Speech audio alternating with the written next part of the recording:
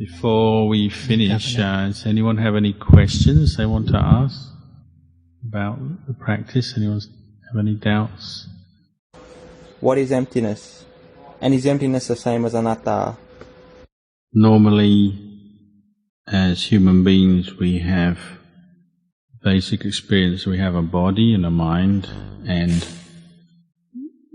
normally our view is deluded. We have this sense that this body and mind is a self. We own it, we control it, it's us, it's a self, a being, a person.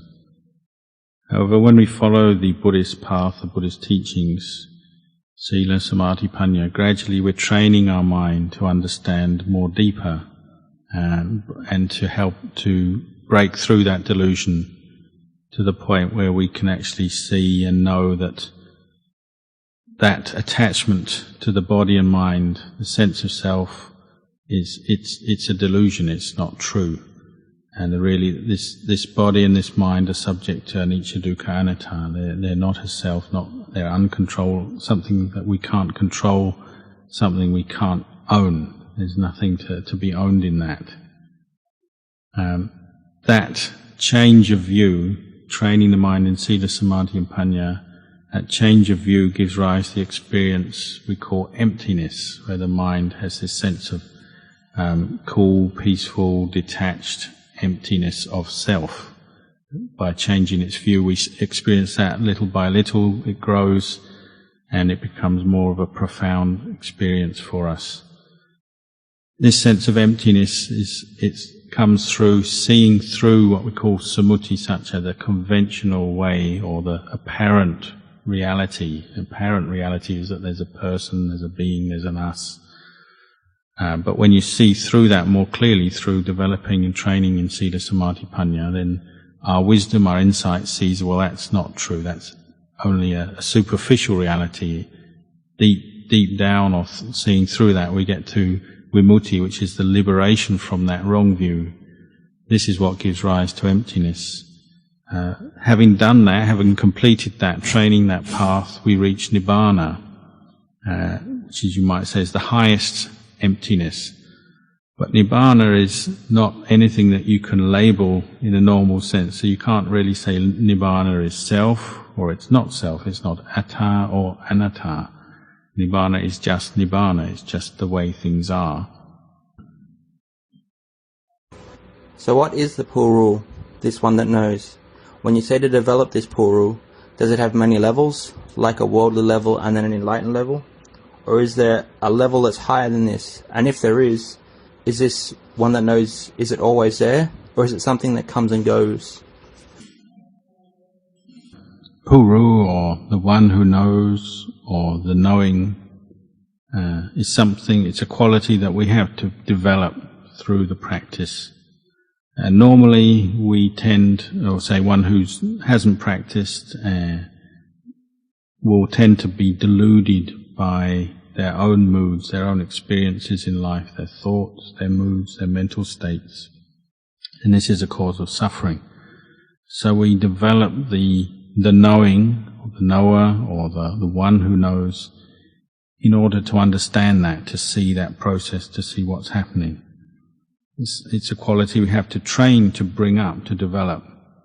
As we develop, over time, this quality of the knowing that grows in the mind or in the heart, it's what is known is all mental objects that come to our mind are known. We're training to know them all, and know them all as anicca, dukkha, anatta. What arises out of this is that we see that if we attach to any kind of object that comes to the mind, and when we say attach, meaning we don't have that quality of knowing, clear knowing and understanding of it as anicca, dukkha, anatta. When we attach, we're going to suffer in some way or other. If we have the knowing, develop the knowing to a point where we clearly see the anicca, dukkha, anatta of all objects, well, we won't suffer. The mind will be free from suffering. So this quality of the one who knows, it's a wholesome quality that one trains in, develops.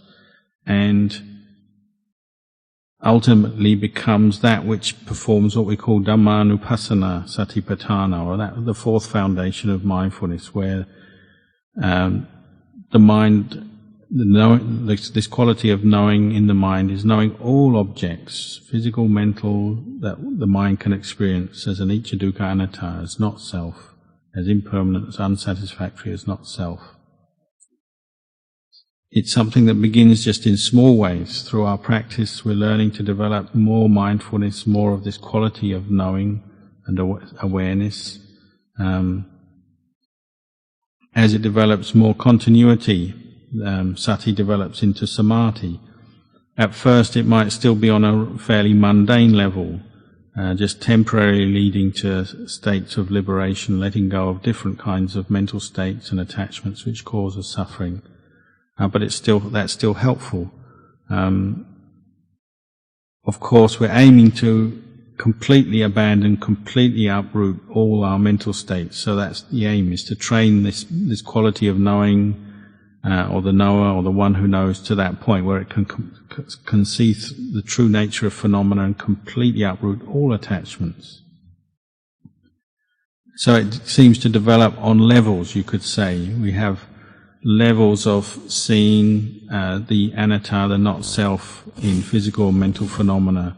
So in the beginning, it's on a more coarse level. We can see as we progress in the practice, it goes to a more refined level, and so on.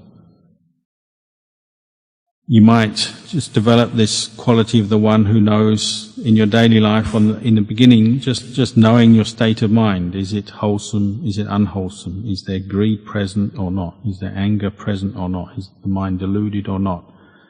And as you train in this development of this quality of the knowing, you'll see how when there is greed, anger or delusion present in the mind, well, it's always leading on to some suffering. It's a cause of suffering.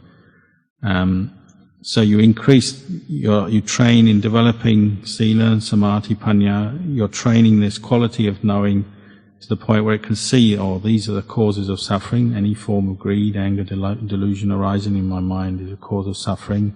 So you're learning to let go of the attachment to those mental states. This is how we begin training the one who knows, or the knowing.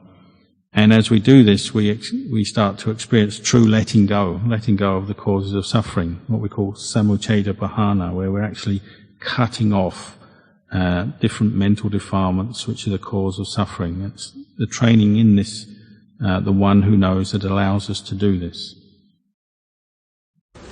So, in the development of the one who knows, is it like having an internal dialogue with oneself, an internal conversation? It might involve having a conversation with yourself. Certainly in the beginning of the practice, the way we develop this quality of knowing, so mindfulness, clear comprehension, can be like that. You're asking yourself, what am I attached to here? Or is this an attachment? Is this thing I'm attached to, is it temporary or is it permanent? Is it a cause of happiness or suffering? Is it self, not self? As you discuss it within your mind, you're making your mind more mindful and bringing more understanding up.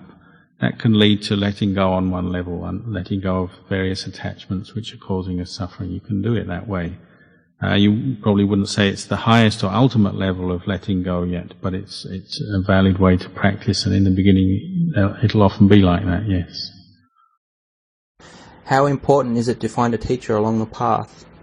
And is a teacher something you have to find yourself, or will he come and find you? Or is it even that some people don't need a teacher? The only person who is, you might say, self-enlightened without a teacher is the Buddha himself. It's one of the first questions he was asked by a Brahmin after his enlightenment was, who is your teacher? He said, I have no teacher, I'm self-enlightened. That's one of the defining qualities of the Buddha. After that, those who become enlightened, understand, follow the path and reach the end of suffering, or what we call sāvakas, enlightened disciples of the Buddha. So they all depend on the Buddha as their first teacher, and the words of the Buddha to help them understand the Dhamma and see the path. As we know, in the life of the Buddha, the time of the Buddha, there were many enlightened disciples. Some disciples do have great parami, they develop their spiritual parami and spiritual qualities and faculties to the point where they're very close to seeing the Dhamma. And so it would be the case sometimes the Buddha would go to find them. He'd know somebody was in a situation where they're very ripe, mature to see the Dhamma, close to seeing the Dhamma. He might travel, maybe walk a long distance to meet with them, or he'd find the occasion to meet with that person, give a Dhamma teaching, and they might become a Sotapanna or even Arahant in just listening to the words of the Buddha. However, the rest of us, that's not the case. We are not ripe or mature enough to just hear one talk and become enlightened, as those people in the time of the Buddha. For the rest of us are more like, say, Venerable Sariputta, Venerable Moggallana, very good examples of people who had the aspiration to free themselves from suffering, to find true happiness, but they hadn't yet found the right teacher or the true teacher. They had one teacher, but they realized he could only teach them so much. So they started looking for another teacher, and they made a pact with whoever finds that the teacher will teach them the true way to the end of suffering, they'll tell the other. So as they're spending their time waiting for the right teacher to come along, looking around for teachers, Venerable Sariputta came across Venerable Assaji walking. He was one of the first 5 ascetics who heard the first teachings of the Buddha and was one of the first arahants or enlightened disciples. He's walking in the village. He had a very composed manner, very bright, radiant aura around him, and his skin seemed very bright coloured. And Sariputta, seeing him, was sure this must be somebody who is enlightened, or the pupil, the student of an enlightened teacher, just by his demeanour. He thought, they must for sure. So he went up and asked him questions. Can you teach me the Dhamma? And Venerable Assaji said, I won't teach you the Dhamma. I'm a student of the Buddha. And that led Venerable Sariputta on to ask questions and to eventually follow him back to meet the Buddha.